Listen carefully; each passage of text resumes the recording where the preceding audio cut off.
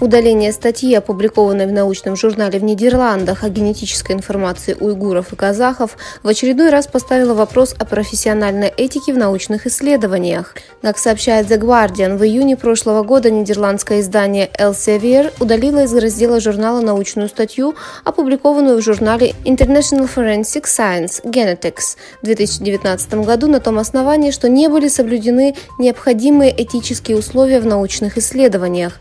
Статья, которая была удалена из журнала, была написана китайскими и датскими исследователями, которые собрали образцы крови и слюны у 203 уйгуров и казахов Урумчи и протестировали технологию генетического секвенирования, разработанную американской биотехнологической компанией Thermo Fisher.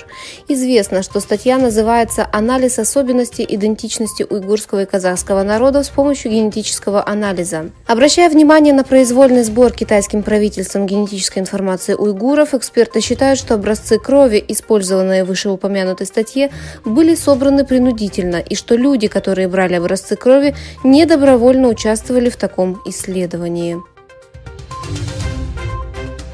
Так называемая Организация исламского сотрудничества ОИС, которая в прошлом году отправилась в Восточный Туркестан и отрицала геноцид, совершенный оккупационным Китаем против турок-мусульман в регионе, вновь предала уйгуров и не признала делегацию КПК виновной в геноциде.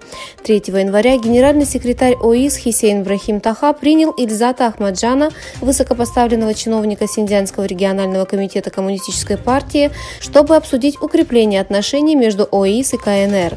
Эта встреча, на которой обсуждались вопросы дальнейшего развития и укрепления отношений между ОИС и оккупационным Китаем, состоялась в то время, когда продолжающаяся колонизация, геноцид и оккупационная кампания Китая в Восточном Туркестане, где большинство населения составляют мусульмане, усиливается. В своем заявлении по этому поводу президент Всемирного уйгурского конгресса Далкун Иса сказал: «Организация исламского сотрудничества полностью игнорирует геноцид против уйгуров и других мусульман в Восточном Туркестане и произвольно поддерживает запрет, криминализацию и наказание ислама Коммунистической партии Китая. Отвратительно, что чиновник Коммунистической партии Китая посещает Святую Землю и оправдывает геноцид». Китай ввел требования о разрешении для компаний с более чем 1 миллионом зарегистрированных пользователей передавать данные за границу.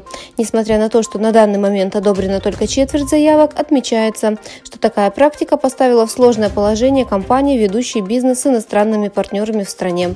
Управление кибербезопасности Китая и агентство страны, контролирующее интернет-приложения, приостановило заявки на передачу данных от тысяч местных и международных компаний, несмотря на то, что по закону оно обязано одобрять заявки на передачу данных в течение 57 рабочих дней.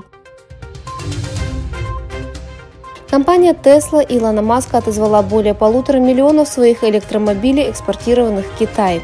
При активной функции автоматического рулевого управления водители могут неправильно использовать функцию комбинированного вождения, что может увеличить риск аварий, говорится в уведомлении.